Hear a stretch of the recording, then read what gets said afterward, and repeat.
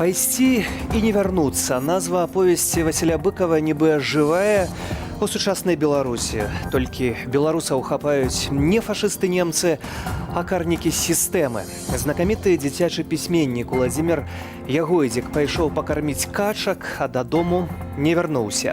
Самага чытанага дзіцячага пісьменніка і лаўрэата літаратурнай прэміі імя Янкі Маўра затрымалі. Ноч 63-гадовы пісьменнік правёў у цэнтральным русе сталіцы. Ужо сёння меў адбыцца суд, але падрабязнасці і акалічнасці, як пакуль, застаюцца невядомымі. Тэатр абсурду, дзень 142. Вітаю спадарства, Сергей Падсасонны, запрашаю цягам гэтай гадзіны жывога эфіру застацца з намі.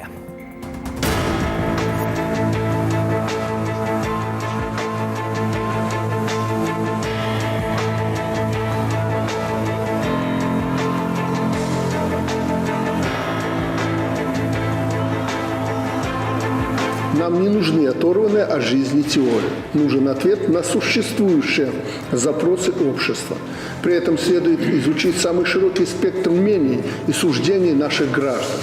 Новый год без Лукаша – это счастье бульбаша! Чем ближе власть к краху, тем безумнее законы создаются. Мы напуганы, нам не нравится испытывать чувство страха.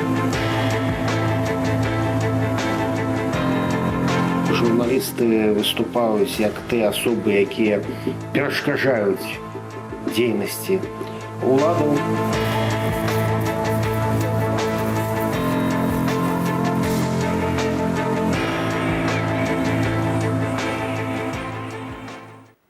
Пашыраецца спіс беларускіх палітычных вязняў, у ім ужо 169 прозвішчаў, плюс 2 асобы. І у гэтым спісе два новыя прозвішчы, два новыя палітвязні. Гэта журналіст інтэрнэт-выдання «Першы рэгіён» Сергей Гардзіевіч, а таксама былы міліцыянт Дмітрый Кулакоўскі. Праца беларускага незалежнага журналіста самая небяспечная ў гэтай галіне ў Еўропе. Любоў Лунёва штрафаваная сёння на 810 рублёў. Была затрыманая 7 снежня падчас працы на маршы мудрасці, але трапіла на Акрэсціна. Там Любе зрабілася блага, яна была шпіталізаваная, але сістэма нічога не даравала і не забылася. Пасля выйсця са шпіталю суд пакараў за ўдзел у акцыі. Аператар Іван Куракевіч, якога таксама затрымалі разам з Любай Лунёвай, правёў за кратамі 15 сотняў. Люба Лунёва з намі на сувязі. Вітаю. Вітаю. Люба, сёння быў суд, 810 рублёў штрафу. Усё зразумела, чаму адбываюцца гэтыя суды. Безумоўна, вырак абсурдны. Ты таксама з ім не пагадзілася. Што выклікае галоўнае пытанне? Ну, галоўнае пытанне гэта тое, што, канешне, мы ўвесь час кажам, што ідзе судовы канвеер, што ніхто не слухае ні тых сведкаў, ды і ўвогуле сведкі і абаронцы амаль што не маюць ніякага значэння на сённяшні дзень у гэтай ленце канвеера, якая цягнецца і цягнецца. Але проста абсалютна такая рэч, прыйшлі, атрымалі сваю, пайшлі. Суткі ці штраф. Штрафаў вельмі мала. І мне падаецца, сёння я якраз падумала пра тое, што, відаць, улады ўсё ж такі нарэшце зразумелі, што гэтае інтэрнаванне журналістаў за краты, яно не дае ніякага плёну. Бо нават калі пачаліся самыя першыя так званыя хапуны менавіта ў асяродку журналістаў, то гэта выклікала адразу такую хвалю абурэння ў грамадстве, што людзі самі пачалі здымаць відэа і дасылаць яго ў тэлеграм-каналы. І на Белсат, і на Тутбай, і на іншыя выданні. Проста, каб паказаць, што мы жадаем бачыць тое, што адбываецца насамрэч, мы жадаем бачыць рэаліі, а не тое, што нам паказваюць прапагандысты, кажучы, што замест замест, напрыклад, 200 тысяч чалавек на вуліцы сталіцы выйшлі 200 некіх асацыяльных тыпаў. І вось гэта якраз наадварот, што бы ні рабілі ўлады, увесь час атрымліваецца, што яны робяць гэта толькі супраць сябе. Яшчэ раз хочу падкрэсліць, што вот тое, што 3 дзяўчат, журналістак сядзяць за тое, што яны ведь нічога не схлусілі, не было ніякага паклёпу. Даша Чульцова і Катя Андреева стаялі на гаўбцы і здымалі тое, што адбываецца. Не яны у людзей шарахалі гэтымі шумавымі гранатамі, не яны стралялі па людзях гумовымі кулямі, ад якіх, дарэчы, можна і загінуць. Не яны збівалі, не яны хапалі людзей, кідалі ў аўтазакі. Але менавіта яны сядзяць і яшчэ невядома, колькі будуць сядзець. Тэрміны ім толькі працягваюць. Таму, разумееце, такая сітуацыя, што я думаю, што цяпер улады імкнуцца нешта змяніць, бо яны вось да сённяшняга дня дзейнічалі, паводзілі сябе так, нібыта інтэрнэт пакуль што яшчэ ў прыродзе не існуе. І толькі, відаць, цяпер пачало крыху даходзіць тое, што сёння кожны школьнік можа рабіць тое ж відэа, і нават яшчэ больш людзі ў дварах робяць стрымы і дасылаюць, куды не паспяваюць не толькі сілавікі, але і журналісты не могуць паспець з'ездзіць у кожны двор, дзе адбываецца некая вулічная акцыя пратэсту. Людзі здымаюць, як міліцыянты ходзяць, глядзяць на фасады будынкаў, як яны шукаюць гэтыя вокны на кухнях, на нашых лоджыях. Хто гэта робіць? Гэта не журналісты, гэта робяць звычайныя людзі. І таму увогуле тое, што улады перш за ўсё хапаюць чалавека, на якім камізэлька прэса, хапаюць чалавека, збіваюць, б'юць камеру, гэта сведчыць толькі пра тое, што яна не, як бы так мовіць, не дзеяздольна. Яна не можа перакрыць вось гэты канал і гэтую прагу народа да сапраўднай, праўдзівай інфармацыі. Гэта вельмі важна. І не перакрые ніякую інфармацыю, бо сёння сапраўды гэта зрабіць немагчыма. Шкада толькі, што улады набіраюць закладнікаў, якімі, напэўна, будуць неўзабаве распачынаць гандаль. І ў тым ліку сярод гэтых закладнікаў і нашыя калегі. Дзякуй за гэты каментар. Любоў Лунёва была спадарства з намі на сувязі. А вось як чарговую расправу над нашай калегай каментуе афіцыйная прадстаўніца нашага тэлеканалу ў Беларусі Ірына Слаўнікава. Штраф у дачыненні журналіста я расцэньваю кепска, але што Люба атрымала штраф, это уже не радуе, што наша калега сустрэне святы у коле сяброў, родных, бо Люба прыйшла на суд уже падрыхтаваная, з торбай, з цёплымі рэчамі, і мы былі гатовыя, што Люба ўсё ж такі сядзе ў ізалятар. Ну, а гэты год, 2020 год, паказаў неверагодны ціск на журналістаў, на прадстаўнікоў незалежных медыа, у тым ліку і нашага каналу. І што больш за ўсё абурае, што журналістаў уже караюць за выкананне іх прафесійных абавязкаў не толькі штрафамі і суткамі, і заводзяць супраць іх крымінальныя справы.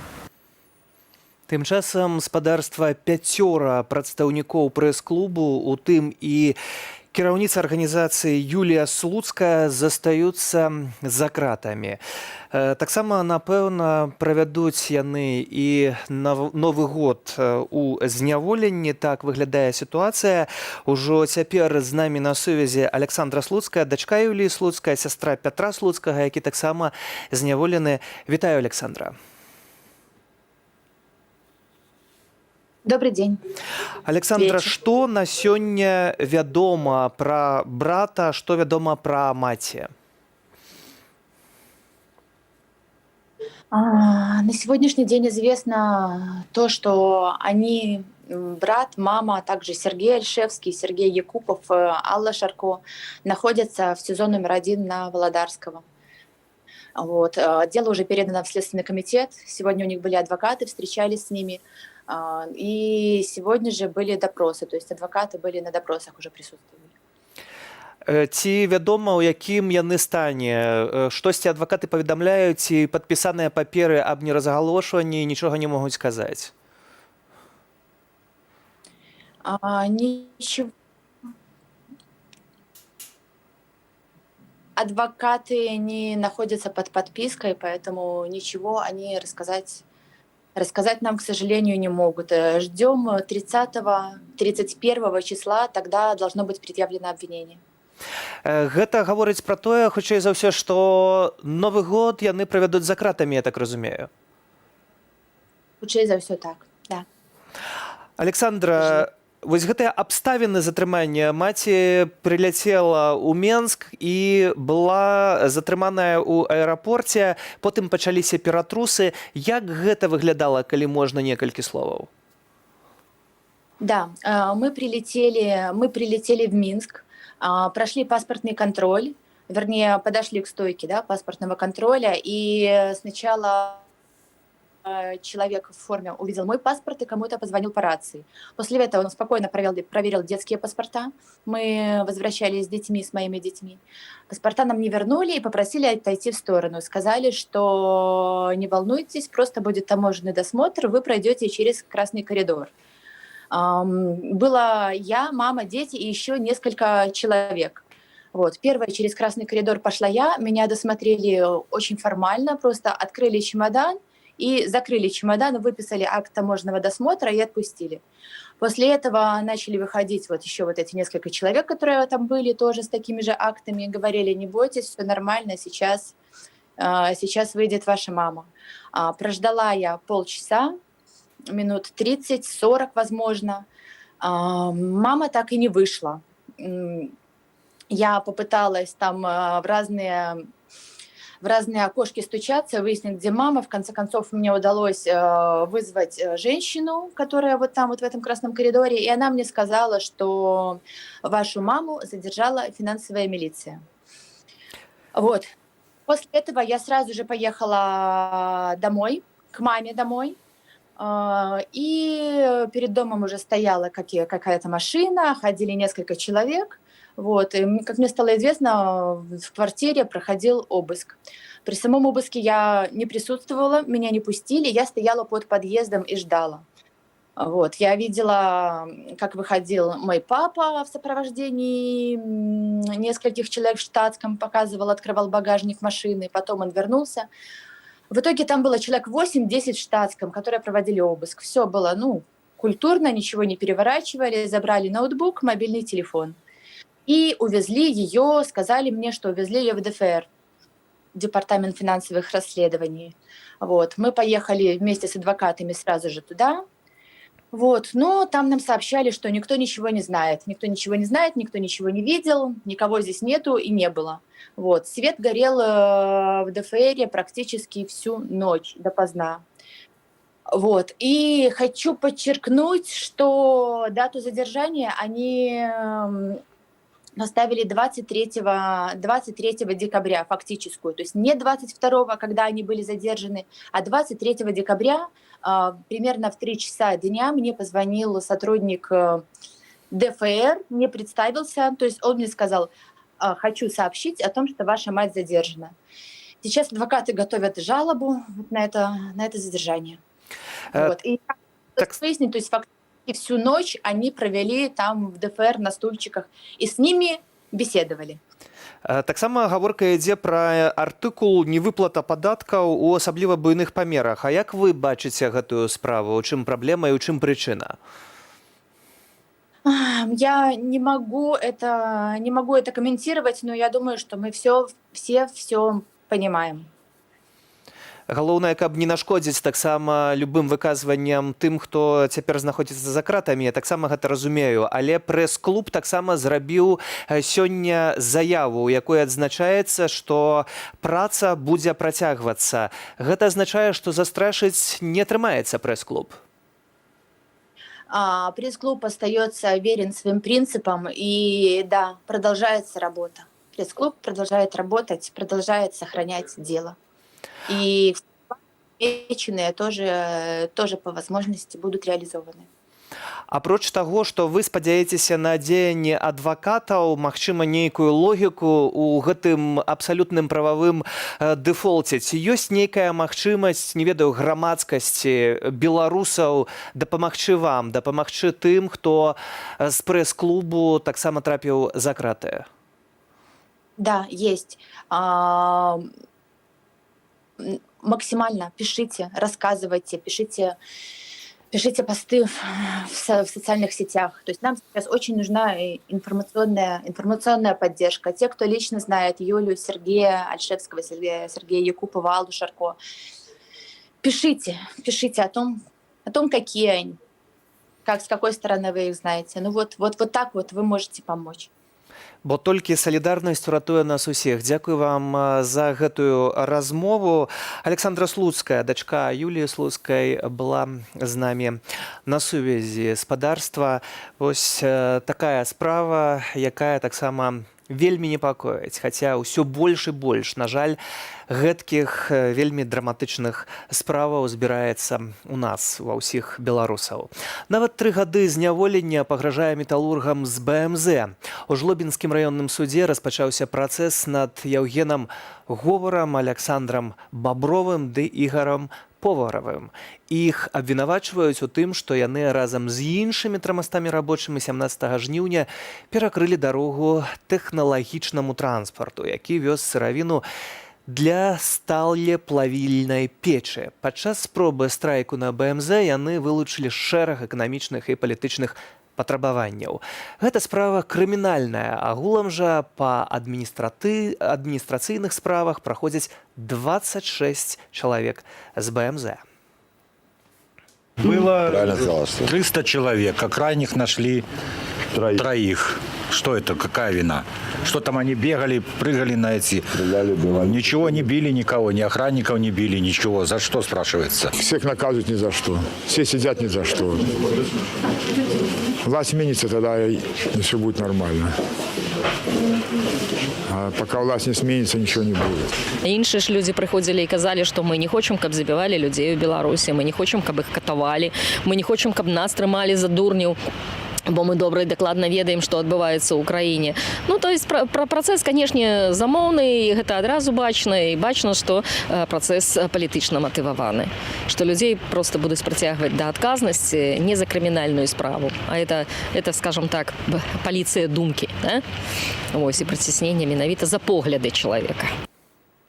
За жлобінскім працэсам назірала наша корэспандэнтка Ларыса Шчыракова, якая ўжо цяпер на сувязі.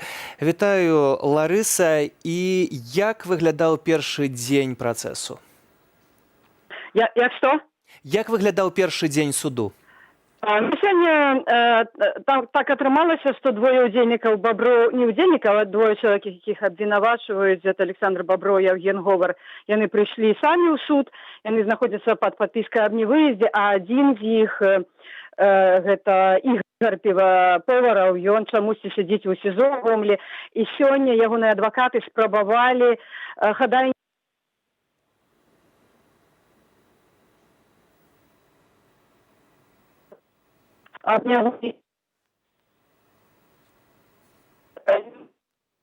Чамусьці спадарства, я так разумею, што знікла сувязь з Ларысай Шчыраковай.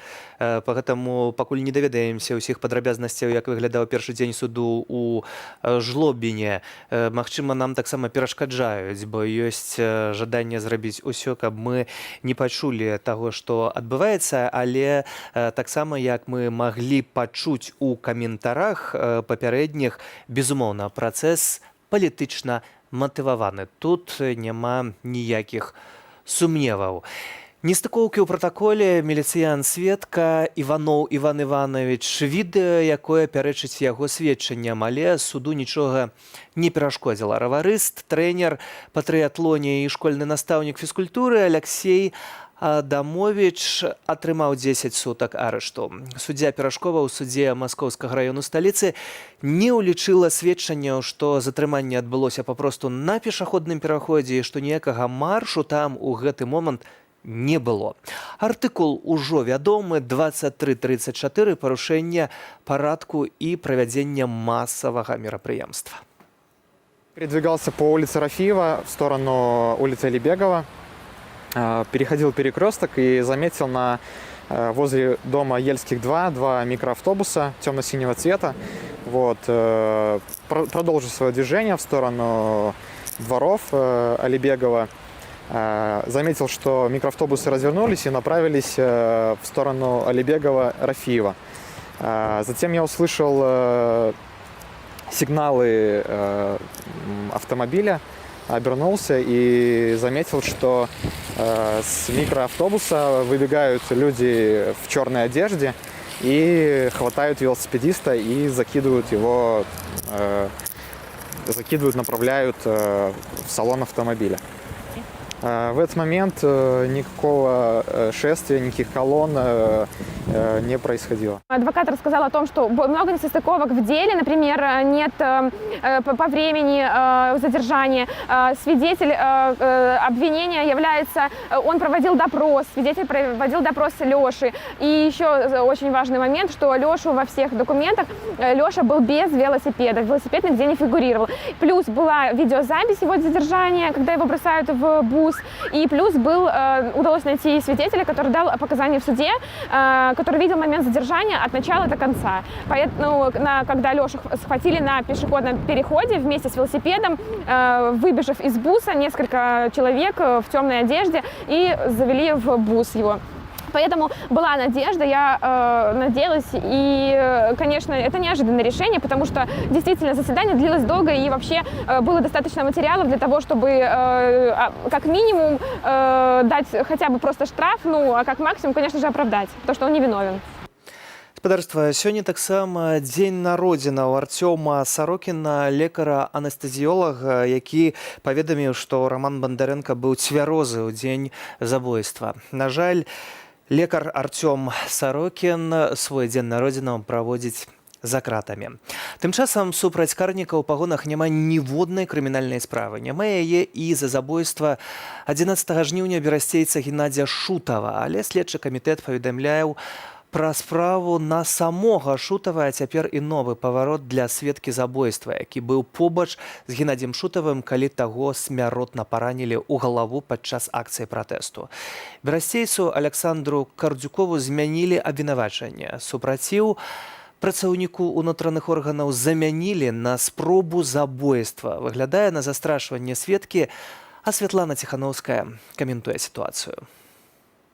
Па факце забойства Александра Тарайковскага дагэтуль няма крымінальнай справы, хоць прайшло 4,5 месяцы. Замест гэтага суды паспелі даць рэальныя тэрміны людзям, якія пісалі «Не забудзем» ля мемарыялу Александра. Падазраваных у забойстве Романа Бондарэнкі журналісты знайшлі цягам аднаго дня. Аднак і тут не толькі не распачалі крымінальнай справы, але і адправілі ў СІЗА лекара і журналістку, якія асвятлялі гэтае злачынства. За зрыванне балаклавы з амапаўца грамадзянку Швейцарыю Наталью Херша пасадзілі на 2,5 гады. З моманту смерці Геннадзя Шутава прайшло больш за 4 месяцы, але крымінальнай справы на сілавікоў, якія яго забілі, няма. Затое справу завялі на галоўнага сведку. Александру Кардзюкову пагражае ад 8 до 25 гадоў нібыта за напад на супрацоўнікаў. Такім правасуддзе бачыць Лукашенка. У ягоных вачах закон – гэта яшчэ адзін спосаб рэпрэсіяў. Ён упэўнены, што законам можна размахваць як дубінкай і запалохваць людзей, а сваім і ўвогуле можна яго не выконваць. Але ён памыляецца. Закон адзіны для ўсіх. Адзіная кніга рэгістрацыі злачынстваў збірае ўсё новыя доказы, дадзены старт новым справам паводле універсальнай юрысдыкцыі. Мы разам дамагліся падпісання ў ЗША акту аб дэмакратыі, правах чалавека і суверэнітэце Беларусі. Усё гэта нагляднае пацверджанне таго, што беззаконню дадуць ацэнку. Яно не застанецца беспакараным. У новы год мы ўвойдзем як народ, што ўжо дамогся павагі сваіх правоў у свеце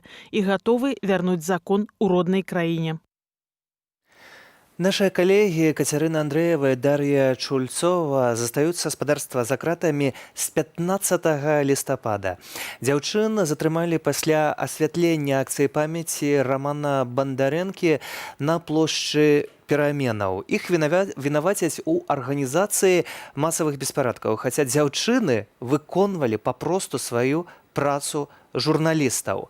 Дар'я Чульцова толькі распачынала сваю журналісцкую дарогу, і старшыня Беларускай асацыяцыі журналістаў Андрэй Бастунец, а таксама галоўная рэдактарка газеты «Новы час» Аксана Колб падалі хадайніцтва пад уласнае паручальніцтва аб вызваленні журналісткі. Аднак сёння стала вядома, што следчы камітэт адмовіў.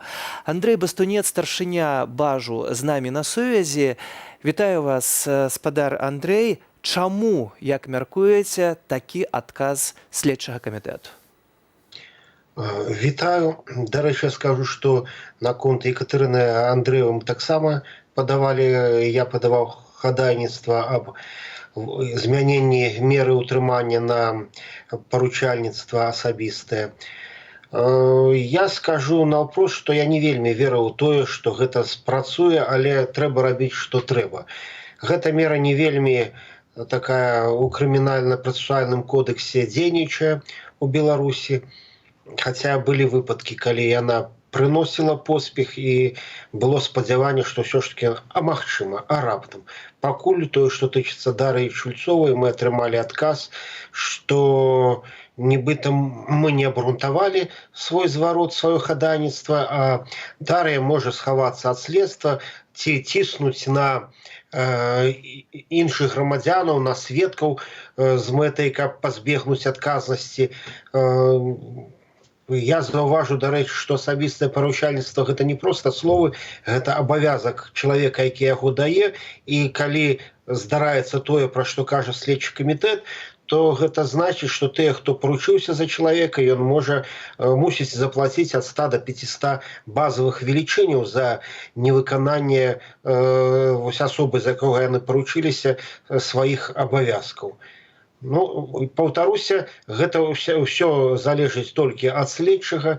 Мы не можам сказаць, што якія былі прычыны сапраўды для гэтага, не можам абвінаваціць у чымсьці, але сам факт таго, што Дар'я і Кацярына знаходзяцца за кратамі, ён, на мой погляд, ганебны.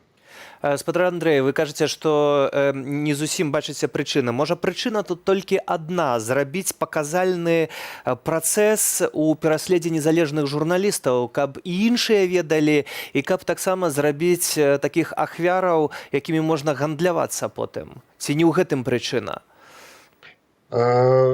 Я хочу заўважыць яшчэ адну рэч. Вось у мінулым сюжэце вы казалі пра тое, што за кратамі сустракае свой дзень народзінаў урач, які даў інфармацыю, якая тычылася Рамана Бандарэнкі, і журналістка Кацярына Брысевіч, якая гэту інфармацыю перадала таксама за кратамі. І я звярну ўвагу, што і ось две журналісткі Белсату, яны таксама асвятлялі акцыю, якая тычылася забойства, гібелі Рамана Бандарэнка. Я думаю, што гэта нервовая рэакцыя ўладаў на тую падзею і жаданне закрыць, забараніць паўсюд інфармацыі, якая тычыцца яе, таксама маюць адносіны да таго, што адбываецца зараз з гэтымі трыма дзяўчынамі. Вось менавіта гэта акцыя у двары на плошчы Перамен, дзе збівалі да непрытомнасці, да смерці, па сутнасці, пасля Раман Бандарэнка памірае пасля гэтага збіцця, і дзе адбывалася гэтая акцыя, у тым ліку і нашыя журналісткі паказалі у нашым наўпроставым эфіры тое, што адбывалася, вось гэта чорная зграя, якая атачыла людзей, якія прыйшлі проста узгадаць Рамана Бандарэнку. Чаму так непакоіць уладаў менавіта гэтая падзея? Чаму так гэтая асоба Рамана Бандарэнкі выклікае такія нервы? Гэта ж пытанне, вы разумееце, не да мяне, гэта пытанне да тых, хто распачаў следства супраць журналістаў і не распачаў яго па факту смерці Бандарэнка. І гэта тычыцца не толькі Бандарэнка, так, мы бачым, што не распачата пакуль што ніводная справа, якая тычыцца смерці людзей падчас вось гэтых пратэсных акцыяў. Але чаму гэта не адбываецца? Зразумела чаму. Таму што гэтыя адказы, гэта расследаванне супярэчыць усяму таму, што якраз таки адбываецца ў краіне, супярэчыць вось той палітыцы і практыкі, якія абралі беларускія улады, якім лепш разбіць люстэрка, чым пабачыць свой твар. І чым знайсціцца праўда насамрэч вінаватых у тым, што адбываецца. Спадару Андрэй, але ў сённяшнім свеце распаўсюду інфармацыі абсалютна немагчыма запужаць незалежных журналістаў, сказаць, што мы вас будзем саджаць, мы вас будзем штрафаваць, і вы не будзеце распаўсюджваць інфармацыю. Хіба гэта утапічныя мары і утапічныя надзеі? Тут справа нават не толькі ў журналістах. Справа яшчэ ў тым, што інфармацыю распаўсюджваюць. Для таго, каб распаўсюджваць інфармацыю, не трэба мець на сябе камізэльку з надпісам «прэса». Гэта можа рабіць кожны грамадзянін, і кожны грамадзянін можа распаўсюджваць інфармацыю праз сацыяльныя сеткі, праз тэлеграм, праз тыя ж самыя сродкі масавай інфармацыі. Таму мне падаецца, што ўлады так, яны недзе на пару крокаў, а ці то і на пару гадоў адстаюць ад развіцця падзеяў. Але тым не менш пераслед адбываецца незалежных журналістаў. Вось таксама тыдзень мы ўжо сочым за сітуацыяй у прэс-клубе, якая вельмі непакоіць. Таксама гэта выглядае як падрыхтоўка новых ахвяраў. Ці ёсць нейкая мяжа гэтага пераследу, ці незалежным журналістам гэта ўжо як выходзіць на працу, як на вайну трэба ўвесь час? Я не стаў бы ўсё звязваць толькі журналісцкай дзейнасцю. Гэта ўсё звязана з агульным ціскам на грамадзянскую супольнасць у краіне, бо немагчыма, каб журналісты працавалі свабодна і вольна ў той час, калі ціснуць на ўсіх астатніх, на палітычную апазіцыю, на грамадскасць. Кажуць, што адносіны дзяржавы да свабоды выказвання, яны сведчаць аб агульных адносінах да правоў чалавека. І калі ў краіне парушаюцца правы чалавека, і калі ўжо гэтыя парушэнні ад вялікіх майданаў перайшлі да праспектаў, потым пайшлі ў двары, потым у пад'езды, а потым і ў кватэры, адкуль, дарэчы, былі забраныя Кацярына Андрэева і Дар'я Чульцова. Гэта паказвае, наколькі дзяржава спрабуе станавіць татальны кантроль за ўсім, што адбываецца. І прэс-клуб, зразумела, таксама трапіў пад гэты татальны кантроль, і мы яго наўпрост звязваем так з іх дзейнасцю, звязанай з дапамогай, з арганізацыяй працы, адукацыю першую чаргу медыйнай супольнасці. Але казаць, што вось ужо мы, улады, дайшлі да пэўнай рысы і перасцею не могуць, на жаль, ось, як вы бачыце зараз гэтыя кадры, на жаль, гэта немагчыма. Усё можа адбывацца і далей, і горш. Але ўсё роўна калісьці гэта скончыцца. Я спадзяюся, што гэта адбудзецца раней, хутчэй, чым пазней. Спадару Андрэй, апошняе пытанне. Мы неаднаразова таксама ў нашых эфірах гаварылі, і эксперты гавораць пра гэта, што ў Беларусі адбываецца прававы дэфолт. А калі прававымі шляхамі немагчыма змагацца за сябе, уласна кажучы, за сваё здароўе і жыццё, то які тады шлях застаўся? Я увесь час кажу, сёння права нас не абараняе, сёння мы абараняем права. І вось гэты шлях, які я бачу для журналісцкай супольнасці, гэта так, гэта рабіць сваю працу нават пад пагрозай ціску. Для экспертнай супольнасці рабіць аналітыку таго, што адбываецца. Вось гэта тыя шляхі, якія ў нас застаюцца. Я, дарэчы, нават не буду казаць пра удзел у масавых акцыях, бо сёння, мне падаецца, гэта такая хутчэй самаахвярная дзейнасць, чым дзейнасць, якая прыводзіць да выніку. Але для журналістаў все зразумела. Трэба рабіць сваю працу, трэба перадаваць інфармацыю, трэба выслухваць і перадаваць розныя меркаванні наконт таго, што адбываецца. Вось так. Дзякую вам за гэтую размову. Андрэй Бастунец, старшыня Беларускай асацыяцыі журналістаў на відэасувязі з Менску. І пытанне спадарства. Мы ўжо ў канцлагеры ці яшчэ толькі робім першыя крокі. Міліцыя хоча зрабіць прапускны рэжым на навагоднія святы. І паводле прадстаўнікоў Міністэрства ўнутраных справаў надгляд уводзіцца выключна ў мэтах бяспекі. Грамадзянаў просяць падысці да гэтага са зразуменнем. А што на гэта самыя грамадзяне, пра якіх гэтак клапоцяцца, заганяючы за колючий дрот? Жихари Менск. Я считаю, что очевиден ответ в связи с политической обстановкой в стране.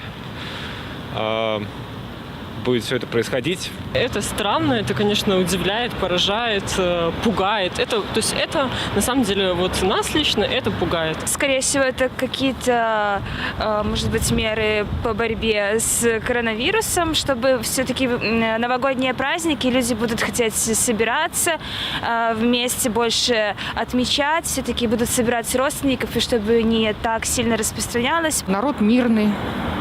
Нет кого здесь так уж сильно защищать. Все будут веселиться. Ну и пусть тоже ОМОН на праздник побудет с семьей. Я думаю, для обеспечения безопасности остаются вынуждены так принимать ситуацию. Видимо, не можем мы как-то изменить, значит, будем привыкать к такой ситуации. С какой-то стороны правильно, потому что у нас пандемия, все дела. Но гуляние этим, которые люди всю жизнь привыкли делать, это невозможно запретить. В Новый год выйдет большинство народа, так же, как происходило в августе. Соберется большинство народа, и они боятся, чтобы народ не собрался. Но даже если такое будет, они будут бить, я считаю, они будут забирать каждого в Новый год, даже в праздник, не в праздник. Я далек от всего этого. Мне какая-то... Все равно, Какая разница? Пусть что хотят, то делают. Нам главное в это не уступать и быть спокойнее. Вот и все. Еще не помню, кто-то сказал, что чем ближе власть к краху, тем безумнее законы создаются. Поэтому, тут все очевидно. Я считаю, что это делается для наведения порядка в стране. Чтобы было спокойствие, мир, чтобы Новый год встретили с настроением люди. Утрымаць уладу ўсімі праўдамі і няпраўдамі пакуль не пасінеюць хіба не толькі пальцы. Мандат даверу Лукашэнкі мае даць усебеларускі народны сход. Ягоная дата перасоўвалася і вось вядомае. Мерапрыемства пройдзе 11 і 12 лютага. Дату абвесціў, што ж яшчэ спадарства, сам узурпатар на адмысловай нарадзе, прысвечанай падрыхтоўцы сходу. Словы, канешне, гучаць абяцальна, але ж імі не мяшкі варочаць, як кажуць. Новшества, которые мы будем предлагать, обязательно должны служить одной цели – нашим людям и благополучию людей. Никаких решений в угоду зарубежным советчикам, их здешним приверженцам быть не должно. Вокруг этих главных постулатов необходимо строить и концепцию основного доклада и его обсуждения. Люди должны от власти услышать главное направление нашего развития на предстоящую пятилетку. Естественно, анализ пройденного. И те два вопроса, о которых мы говорили, экономические и социально-политические вопросы, они должны прозвучать. Наше видение и предложения участникам собрания должны быть конкретными и отражать реальные проблемы и чаяния людей. Нам не нужны оторванные от жизни теории. Нужен ответ на существующие запросы общества. При этом следует изучить самый широкий спектр мнений и суждений наших граждан. Ужо ад заўтра спадарства пачынаецца абранне дэлегатаў на гэты сход, а Лукашенко сёння кажа, што гэта павінны быць людзі, якія прадстаўляюць усе пласты і групы насельніцтва. І тут у мяне ўзнікае пытанне, якое скіроваю да Паўла Усава, вядомы палітолог у нас у студыі. Вітаю. Добрый вечер. Спадару Павел, хлусня на самым пачатку? Заўсёды ён хлусіць, і гэтая сістэма пабудаваная на хлусні, таму не шукаць нейкай праўды ці рацыянальнага зерня у ягоных выказваннях і ўвогуле ў працэсе прызначэння гэтага сходу нельга. Вы у сябе на Фейсбуку напісалі, што гэты сход можа стаць альбо трыумфам, альбо упадкам улады. Чаму? Я сыходжу з таго, што Лукашенко намагаецца выкарыстаць гэты сход дзеля таго, каб, па-першае, яшчэ раз пацвердзіць сваю легітымнасць, бо гэта павінна быць пафаснае, урачыстае мерапрыемства, дзе ён заявіць усяму свету і беларускаму народу, што ён і толькі ён з'яўляецца легітымным і праўдзіва выбраным прэзідэнтам, а ўсе астатнія гэта ворагі, якія імкнуцца дэстабілізаваць сітуацыю. А з другі момант ён жадае паказаць, што кантралюе палітычныя працэсы і палітычны крызіс ўжо вырашаны. І фактычна ўсе ўнутраныя пагрозы, якія існавалі, якія выкрысталіваліся, стварыліся на працягу апошніх месяцаў, яны вырашаны, яны знішчаны.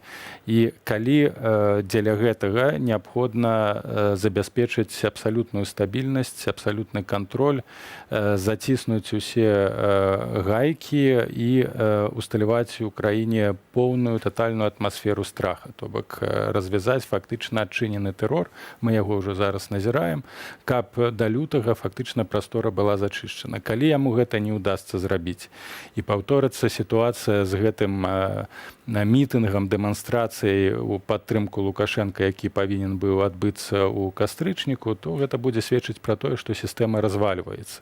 То бок, з аднаго боку, ён павінен даказаць, што сістэма ён сам кіруе эфектыўна, што сістэма мабілізавана, трымаецца і гатова ісці з ім і падтрымліваць яго да канца.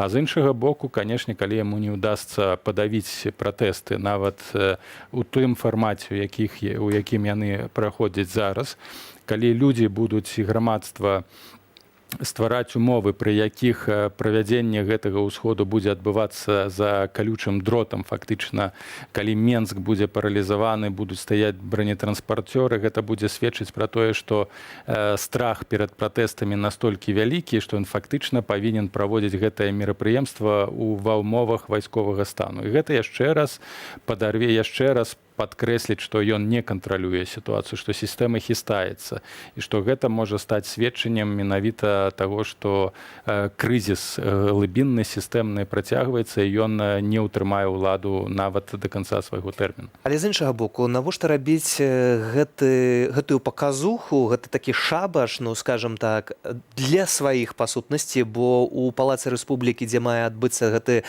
з'езд асобаў гэтых усім вядомых, у большасці, бо спісы таксама з'явіліся, хто там будзе прысутнічаць. Гэта 2700 месцаў столькі месціць Палац Рэспублікі. А што, калі мільён прыйдзе мінчукоў, беларусаў, увогуле, якія будуць пратэставаць на вуліцы? Каму Лукашенко хоча паказаць гэта ўсё, гэты з'езд? Маскве таксама, але Масква хіба таксама глядзіць не толькі БТ і ведае, што адбываецца?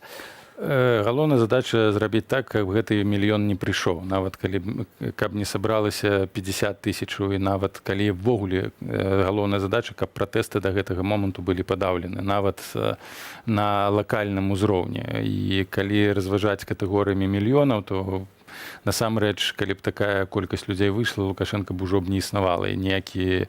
Але некалькі сотняў тысячаў выходзілі да мы ведаем, што фактычна пакуль што беларусы не гатовы да гвалтоўнай рэвалюцыі і абмяжоўваюцца мірнымі пратэстамі і не сілавым супрацьстаяннем. Калі беларусы дазрэюць да рэвалюцыі, то, безумоўна, 50-100 000 будзе дастаткова, каб гэта сістэма цалкам была знішчана. Што тычыцца сэнсу правядзення?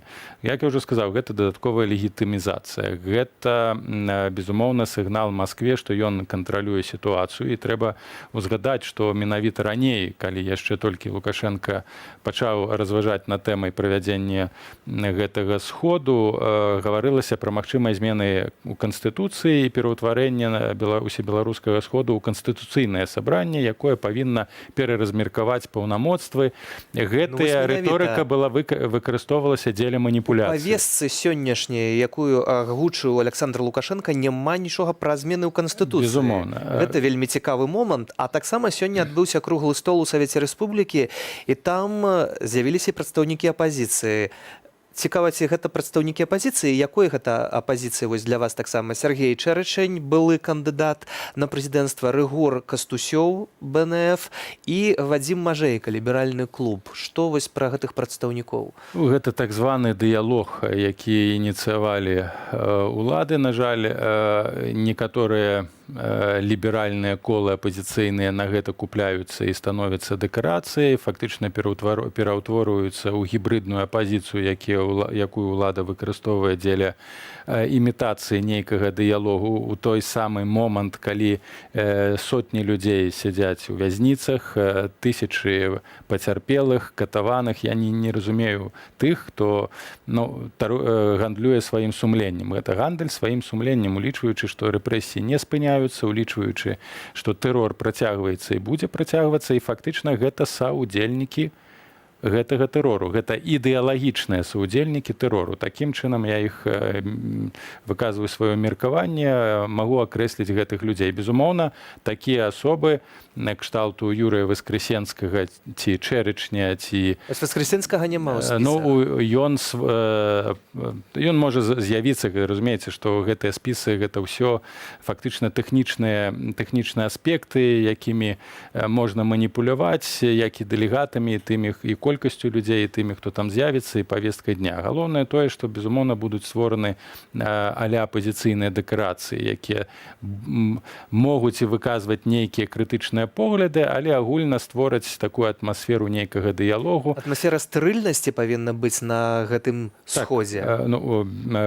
Ключовыя рашэнні, калі яны будуць прымацца, но мы не ведаем, ці ўвогуле з'явіцца, пакуль што, безумоўна, цяжка казаць, ці ўвогуле з'явіцца там павестка нейкіх канстытуцыйных зменах і рэформаў, бо гэта была адна з падставовых мэтаў гэтага сходу. І сыходзячы з заявы Лукашенка, гэта фактычна пераўтворыцца ў тэхнічнае ура адабрям з нейкай фармальнай сацыяльна-эканамічнай праграмы. І гэтая фактычна сацыяльна-эканамічная праграма на пяцігодку, яны заўсёды прымаліся на гэтых сходах. Але, безумоўна, калі будзе падымацца нейкае палітычнае пытанне неабходнасці стабільнасці, дыялогу, там, змены канфрантацыі рэпрэсіяў на нейкія умоўна кажучы размовы, то, безумоўна, прадстаўнікі, я не скажу, што прадстаўнікі фікцыйная апазіцыя, яна падтрымае вось гэты працэс, яны скажуць, што, безумоўна, сітуацыя стабілізуецца. Прадстаўнікоў, скажем так, сапраўднай дэмакратычнай супольнасці, на ваше меркаванне, там не павінна быць і не будзе. Прадстаўнікі сапраўднай дэмакратычнай апазіцыі і новай апазіцыі сядзяць у вязніцах. Пакуль яны сядзяць, там ніводны прадстаўнік рэальнай апазіцыі не павінен з'яўляцца. Калі Лукашенка ці ўлады агульна ў Беларусі жадаюць правядзення сапраўды круглага сталу і пераўтварэння гэтага сходу ў рэальны механізм выхаду з палітычнага крызісу, павінна вырашыцца два пытання галоўных. Гэта вызваленне ўсіх палітычных зняволеных і спынення гвалту і рэпрэсіяў, а таксама ключовае пытанне сыход Лукашенка. Калі гэтыя два пытанні не вырашаюцца, ці ввогуле не ўздымаюцца, а ўздымацца яны не будуць, рабіць там на гэтым сходзе, ну, гэта проста дыскрэдытацыя самога сябе. Зрэшты, наколькі сход будзе усебеларускім, мы таксама запыталіся жыхароў Берасця, і давайте ўжо цяпер паслухаем гэтыя адказы. Хотелось бы верить, что он является народным. А мечты, как говорится, умирают последними. Собрание это еще раз покажет, что мы живем в свободной, счастливой и очень-очень, скажем так, приспособленной для нормальной жизни стране. Мы должны это ценить, не забывать ни на минуту. Добре, скажіть, будь ласка, як ось звичайний громадянин може потрапити на катастрофу? так, как предлагают власти. Даже не знаю. Не интересуюсь. Политикой не смотрю и не знаю. Как говорят по Конституции, что он не является органом. Так что не знаю, что это. Я вообще не очень верю в это собрание. Это такая-то будет, не знаю, как он юридически будет оформляться. Нету такого у нас в Конституции органа. По идее, если от какого-то коллектива едет один человек, представлять их мысли, это хорошо. Но вопрос, выбрали ли они его туда, это уже другой вопрос. Очень спорный. Ну а почему нет? Если мы выбрали власть, и власть представляет интересы народа. Ну а как по-другому? Я же, допустим, если я голосую за местные органы власти, они представляют мои интересы. А вы думаете, вы выбрали его власть? Ну, я выбирала. По крайней мере, я выбираю тех, за кого я голосую. Я выбираю, и я доверяю людям. А если я не доверяю, значит, не должна их выбирать. Незаконно, наверное. Что они могут решить? Как думаете, представляет ее народ, альбо нет? Я думаю, что нет. Какую-то часть, может быть, людей представляет, но никакой силы реальной не имеет. А мы крышачку спадарства зменім вугал нашай размовы ў студыі. Акт аб дэмакратыі падпісаў прэзідэнт Злучаных Штатаў Дональд Трамп. А гэта азначае, што Лукашенка не з'яўляецца паводле гэтага акту законна абраным кіраўніком. Таксама гэта азначае, што каардынацыйная рада гэта той інстытут, з якім можна весці дыялог, і ёсць патрабаванне новых выбараў і вызвалення палітвязняў. Вось, спадару Павел, гэты акт аб дэмакратыі і подпіс Трампа гэта важнае штосьці для афіцыйнага Менску?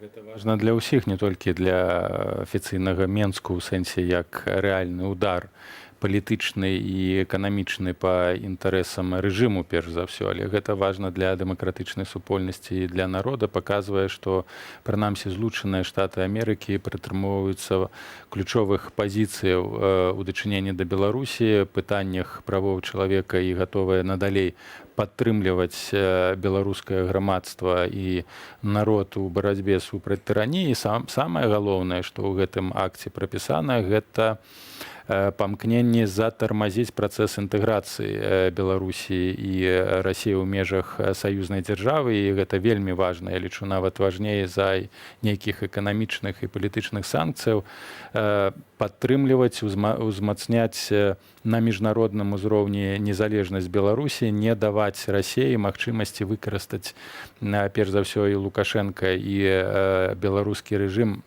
аўтарытарны рэжым дзеля паглыблення інтэграцыі. Безумоўна, Расія будзе на гэтым настойваць у наступным годзе, і гэта асноўная мэта, мегаméта, можна так сказаць, расійскіх уладаў. І калі да вось гэтага інтэграцыйнага працэсу, які будзе накідвацца Масквой Беларусі, будуць прывязаны эканамічныя санкцыі, які удараць па Крэмлю, гэта самы важны, самы эфектыўны інструмент блакады інтэграцыі і ўзмацнення беларускага суверэнітэту вонкавага. Другі момант, гэта можа стаць прыкладам для еўрапейскіх краінаў, для еўразвяза, дзеля таго, каб яны больш жорстка падыходзілі, як мы бачым і ведаем, апошні пакет санкцыйны, хутчэй быў сімвалічны, чым рэальна практычна моцны ціск, інструмент ціску на ўлады і Лукашэнку. У прыватнасці спадзяюся, што у наступным чацвёртым пакеце, сыходзячы з дзеянняў Злучаных Штатаў Амерыкі, і я спадзяюся, новая адміністрацыі Байдена, які будзе больш жорстка падыходзіць да рэжыму Лукашэнка, еўрапейцы таксама падключацца да сістэмнага ціску на рэжым. Пры гэтым таксама міністр замежных справаў Украіны Дмытро Кулеба кажа пра тое, што Расія настолькі глыбока ва ўсіх беларускіх структурах, вось гэта расейскасць, што з самой змены Лукашэнкі недастаткова, мала што зменіцца пасля нават ягонага сыходу. Канешне, гэта мы не павінны забываць і павінны гэта вельмі добра разумець, што і з пункту гледжання агульных працэсаў інтэграцыйных, якія трываюць 26 год, сыходзячы з самой унутранай нацыянальнай альбо антынацыянальнай палітыкі Лукашенка, знішчэння нацыянальнай культурнай фактычна спадчыны, мовы, сімваляў, і вось зараз барацьба з чырвона-белым сцягам, русіфікацыя фактычна расійскія медыі. Так, Беларусь найбольш русіфікаваная ў дадзеным кантэксце дзяржава, найбольш залежная, інтэграваная на постсавецкай прасторы краіна. І таксама у кантэксце, у аспекце стратэгічнага вайсковага ўзаемадзеяння і супрацы. Не трэба забывацца і пра рэгіянальную групоўку войск, і пра два вайсковыя аб'екты, і пра тыя вучэнні, якія, напэўна, будуць у 2021 годзе, і зноў захад 2021.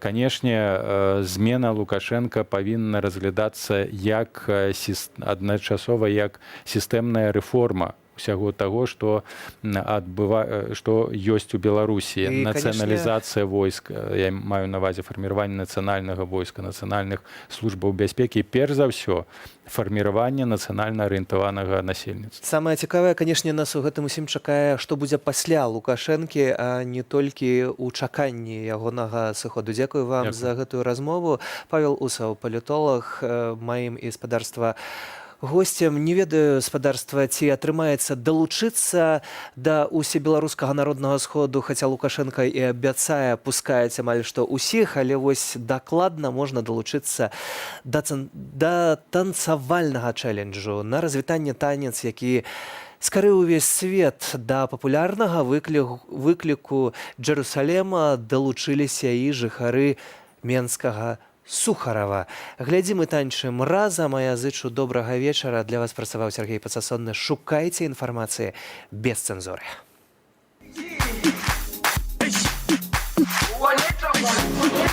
Jerusalema ikhayalami ilondoloze uhambe nami zungangishilana Jerusalema ikhayalami ilondoloze uhambe nami zungangishilana dawo yami ayikholana buso wami awukholana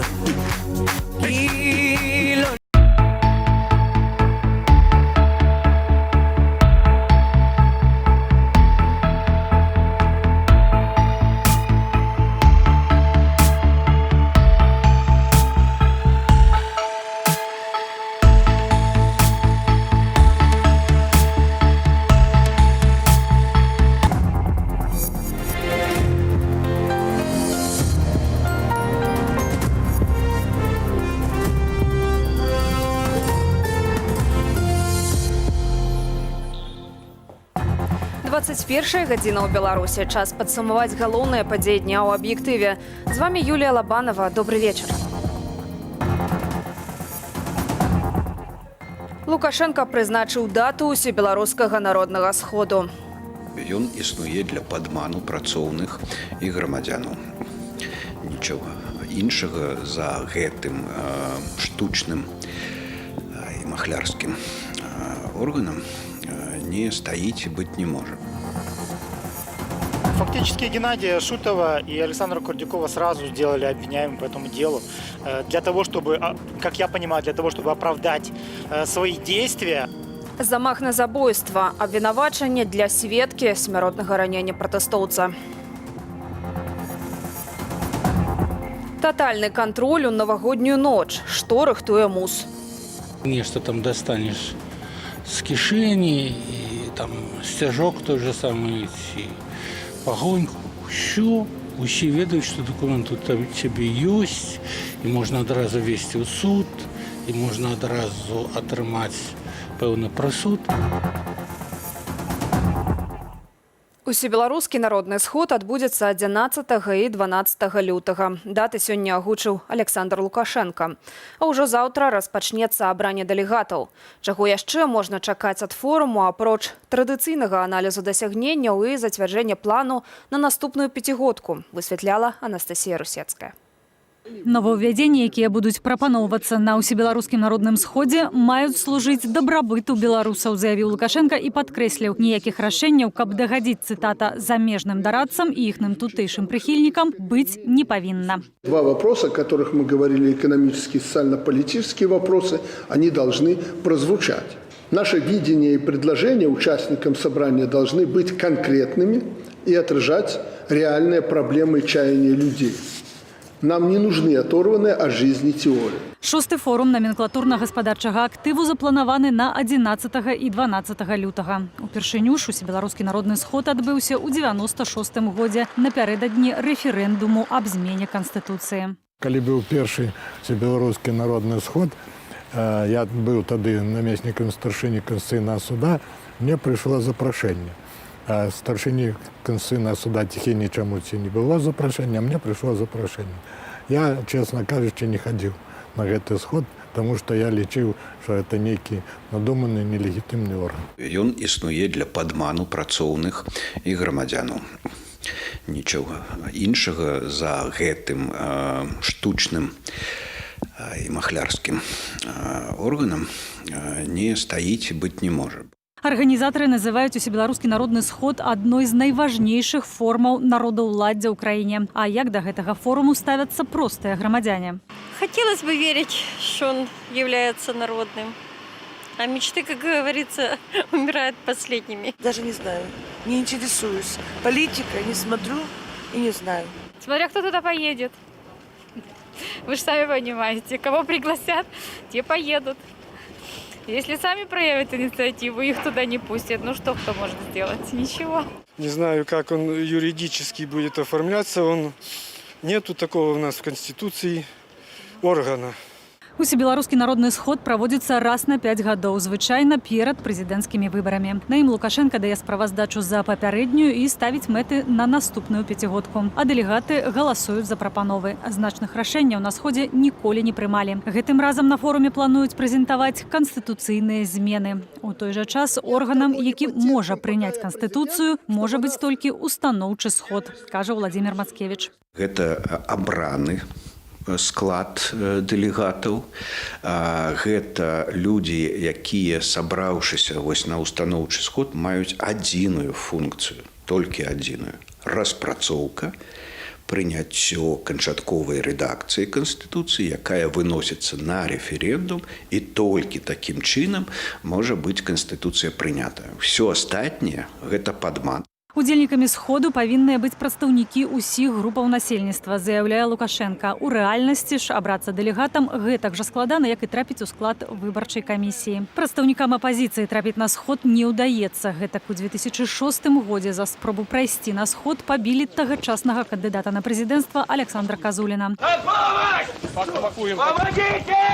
А ў 2010-м на сход не трапіў Уладзімір Някляеў, хоць і сабраў 27 тысяч подпісаў за вылучэнне. Мы разумеем, кто туды абіраецца. Калі народ напрямую не выбірае, то выбіраюць тых, хто бліжэй да ўлады, каго ўлада парэкамендуе.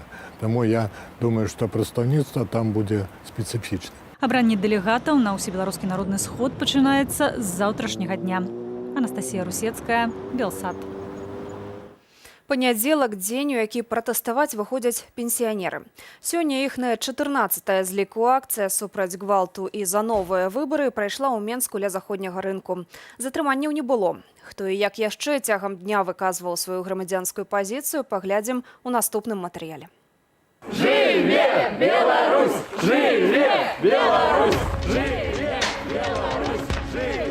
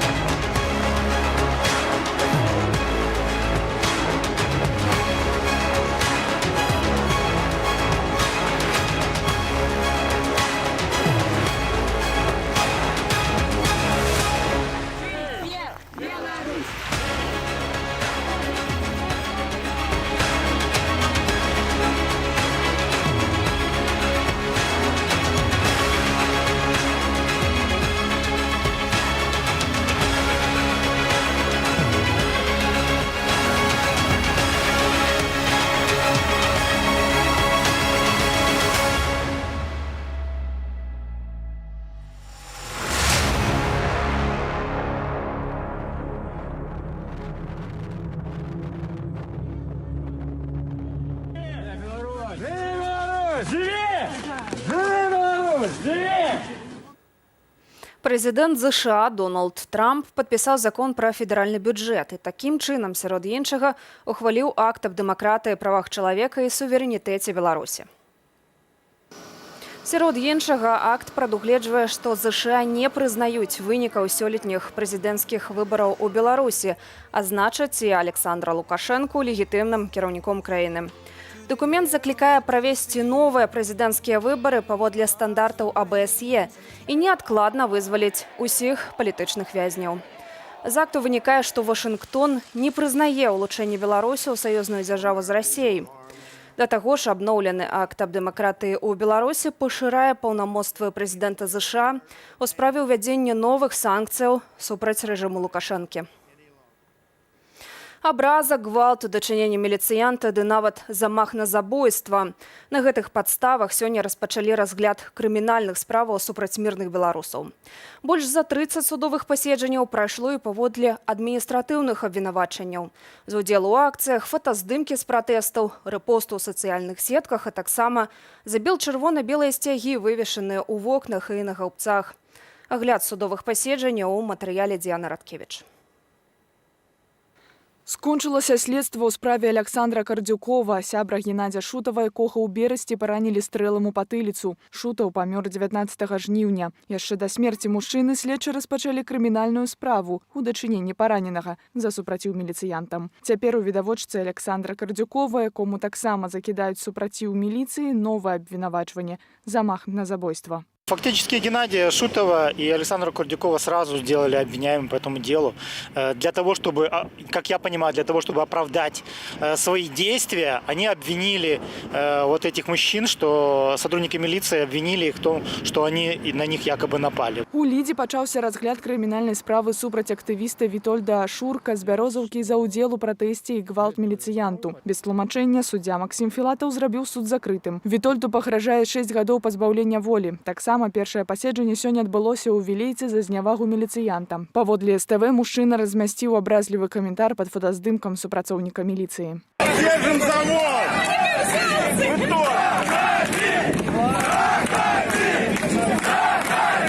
У Жлобіні распачаўся крымінальны працэс у дачыненні працаўнікоў беларускага металургічнага заводу. Яўген Говар, Александр Баброў і Ігар Повараў 17 жніўня перакрылі дарогу для перавозу сыравіны. Тады на пратэст сабраліся каля 300 чалавек. Всех наказывают ни за что. Все сидят ни за что. Власть сменится, тогда и все будет нормально. Ігар ужо месяц застаецца пад вартай. Суддзя Яўген Ярафеяў адхіліў хадайніцтва аб хатнім арышце. Ігар сваёй віны не прызнаў. Яўген Говар і Александр Баброў прызналі. По 342 крымінальнага кодексу Рэспублікі Беларусь гэта справы збольшага ў Беларусі палітычна матываваныя. І мы добра разумеем, на што яны накіраваныя, на тое, каб запалохаць людзей. Сёння разглядалі 5 адміністратыўных справаў за ўдзел у тых жа падзеях. 3 рабочыя атрымалі штрафы, 2 5-дзённы арышт. Алексея Арестовича аштрафавалі, але на суд мужчына прыйшоў падрыхтаваны да зняволення. Я вину свою не признал. Собираться собирались, но почему в нашей стране нельзя просто так собираться? Ціск зазнае і сям'я Пушкаровых з Быхава. Дасылалі позвы за ўдзел у акцыях, але да адказнасці так і не прыцягнулі. Таксама накіроўвалі праверку ад инспекции непаўналетніх, каб спраўдзіць, ці была на пратэстах 2-гадовая дачка. Преследуют за мою гражданскую позицию. Преследуют не только меня. Значит, и мы уже поступали со стороны, скажем так, руководства не столь угрозы, как намек. Вот мне сейчас позвонят и скажут, что тебя уволить, и я буду вынужден тебя уволить. Сёння за экстрэмізм і распаўсюд нацысцкай сімволікі Вольга атрымала 405 рублёў штрафу. Жанчына перадрукавала 2 навіны з тэлеграм-каналу «Нехта Лайф» у Быхаў Лайф пра забарону вяртання Кандрусевіча і аток валютных укладаў з банкаў. Адзін з іх быў апублікаваны да прызнання каналу экстрэмісцкім. А таксама жанчына зрабіла рэпост партрэту Лукашэнкі са свастыкаю. Там высказывание Лукашенко 95-го года, что не все так было плохо при небезызвестном Адольфе Гитлере в Германии. И свастика. Там есть очевидная критика фашизма. И это показывает абсурдность. По такой логике надо привлекать к ответственности за показ фильмов о войне. У Менску сёння ўжо традыцыйна пасля нядзельных маршаў судовыя паседжанні ў адміністратыўных справах. Гэтак учора затрымалі Алексея Дамовича, калі мужчына вяртаўся з працы на ровары. Пока вот его оформляли, ждала и передала ему вещи теплые, потому что он был в велоформе, когда его задержали. Очень важный момент, что Лешу во всех документах, Леша был без велосипеда. Велосипед нигде не фигурировал. Алексея арыштавалі на 10 дзён. Агулам сёння адбылося больш за 30 адміністратыўных паседжанняў. Вядома, што 11 чалавек пасадзілі на 161 сотні. Діяна Радкевич, Белсад. Міжнародная федэрацыя хакею мае пастанавіць ці праводзіць чэмпіянат свету па хакеі 2021 у Менску. Рашэнне маюць агучыць 11 студзеня. Пра гэта паведамляе інфармагенцтва ТАСС з пасылкаю на генеральнага сакратара Латвійскай хакейнай асацыяцыі. Планавалася, што будучы чэмпіянат свету па хакеі правядуць у Беларусі і Латвіі, аднак у сувязі з гвалтам супраць мірных дэманстрантаў і ціскам на палітычна актыўных спартоўцаў, што трываюць у нашай краіне пасля выбараў, Беларускі фонд спартовай салідарнасці накіраваў просьбу аб пераносе спаборніцтваў з Менску. Гэтаксама напярэдадні Міжнародная федэрацыя хакею паінфармавала фонд, што пачала правяраць датычнасць старшыні Федэрацыі хакею Беларусі Дмітрыя Баскова да забойства Романа Бандарэнкі. Крымінальную справу аб нявыплаце падаткаў, паводле якой падазраюць менеджераў прэс-клубу, перадалі ў следчы камітэт Беларусі. Гэта азначае, што ўжо праз 10 дзён ім могуць выставіць абвінавачанне.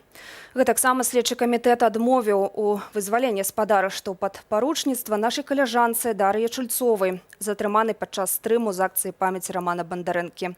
Больш пра ціск на журналістаў у наступным матэрыяле. Журналисты приходят, общаются, задают вопросы, что начинает выстраиваться какое-то комьюнити. Заснавальніцу прэс-клубу Юлію Слуцкую і 5 працаўнікоў падазраюць у парушэнні падатковага заканадаўства. Да іх ужылі самую жорсткую меру стрымання. Пад вартай журналісты застаюцца ўжо 6-й дзень. Справу наконт ухілення ад выплаты падаткаў мы лічым хутчэй падставай для ўзбыжэння справы, чым нагодай для гэтага. З адмысловай заявай у справе прэс-клубу выступіла Еўрапейская федэрацыя журналістаў. У Беларусі ж працягваецца ціск і на іншых незалежных журналістаў. 810 рублямі штрафу, нібыта за ўдзел у пенсіянерскім маршы мудрасці, пакаралі журналістку Белсату Любоў Лунёву. На суд яна ішла падрыхтаваная да зняволення. Магчыма, вырашылі такім чынам папаўняць бюджэт. Сэнсу журналісту сядзець. Ну, паглядзім, як будуць падзеі развівацца далей, але такая тэндэнцыя з'явілася цягам апошняга тыдня. Больш за месяц за кратамі застаюцца 3 незалежныя журналісткі. Прадстаўніцы парталу «Тутбай» Кацярына Барысевіч і журналісткі Белсату Дар'я Чульцова і Кацярына Андрэева. І што больш за ўсё абурае, што журналістаў уже караюць за выкананне іх прафесійных абавязкаў не толькі штрафамі і суткамі, і заводзяць супраць іх крымінальныя справы. Міжнародная праваабарончая арганізацыя «Рэпарцёры без межаў» прызнала Беларусь самай небяспечнай краінай Еўропы для працы журналістаў. Падчас і пасля прэзідэнцкіх выбараў улады парушылі правы журналістаў каля 500 разоў. Гэта затрыманні, суды, штрафы і зняволенні. Улада абрала свою такую сістэму каардынатаў, у якой журналісты выступаюць як тыя асобы, якія перашкаджаюць дзейнасці уладаў, і я маю на ўвазе незалежных журналістаў, зразумела. Таму я не думаю, што бліжэйшым часам сітуацыя зменіцца. Нямецка-швейцарская праваабарончая арганізацыя заклікала міжнародную супольнасць далучыцца да кампаніі салідарнасці з прадстаўнікамі беларускага прэс-клубу і незалежнымі журналістамі Беларусі. Галіна Бакончык, Белсад. Падчас навагодніх святаў Міністэрства ўнутраных справаў Беларусі працягне працаваць ва ўзмоцненым рэжыме. Гэта робіцца дзеля камфортнага адпачынку грамадзянаў, запэўнівае ведамства. Ці не сапсуюць захады сілавікоў святочнага настрою беларусам, аналізаваў Ігар Станкевіч. Прапускны рэжым, асабісты нагляд, дадатковыя нарады міліцыі. Падчас навагодніх святаў Міністэрства ўнутраных справаў працягне працу ва ўзмоцненым рэжыме. Прэс-сакратар МУС Вольга Чамаданова адзначае. Узмоцнены варыянт фактычна працягваецца. Безумоўна, будуць прынятыя ўсе захады, каб не дапусціць ніводнага надзвычайнага здарэння. Муз заклікае грамадзянаў прыходзіць на месцы масавых гулянняў заранёў, цвярозамі, без небяспечных рэчаў ды алкаголю. Гэтыя захады, запэўніваюць міліцыянты, прымаюцца выключна ў мэтах бяспекі. Аднак ці будзе людзям комфортна пад пільным вокам сілавікоў? Я считаю, не надо так жестко контролировать народ в праздничные дни. Много людей, которые захотят прогуляться, не только прогуляться, но и с символикой, погоня, бело-красно-белые флаги. И государство, очевидно, это раздражает. Это странно, это, конечно, удивляет, поражает, пугает. То есть это, на самом деле, вот нас лично это пугает. Я думаю, для обеспечения безопасности остаются вынуждены так принимать ситуацию. Это с какой-то стороны правильно. Потому что у нас пандемия, все дела. И не боятся, чтобы народ не собрался. Но даже если такое будет, они будут бить. Я считаю, они будут забирать каждого в Новый год, даже в праздник, не в праздник. Улады боятся бел-чырвона-белых спалучэнняў, упэўнены палітычны аналітык Александр Фядута. На ягоную думку, на святы пратэстоўцы мусяць адпачыць, каб зберагчы сілы да лютага, калі адбудзецца усебеларускі народны сход. У той момант, калі ты нешта там дастанеш з кішэні, і там сцяжок той же самый, ці пагоньку, усе ведаюць, што дакумент у цябе ёсць, і можна адразу весці ў суд, і можна адразу атрымаць пэўны прысуд, і свята будзе ўсіх, у тым ліку у міліцыянтаў. Між тым, камандзір менскага АМАПу Дмітрый Балаба папярэдзіў, што амапаўцы зробяць сваю працу дзеля таго, каб, цытата, нашым грамадзянам адпачывалася спакойна, і каб, не дай Бог, хтосьці не выйшаў нават за межы прыстойнасці. Ігор Станкевич, Белсад. А на што зімовыя святы спадзяюцца і чаго чакаюць ад Новага года палітычныя вязні да іхныя родныя? Пра гэта даведаемся ад маці палітзняволенага Ігора Аліневіча. Глядзіце ў размове дня адразу пасля аб'ектыву. У мяне на гэтым уся інфармацыя, больш шукайце ў нашым тэлеграм-канале. Добрага вечара, да сустрэчаў.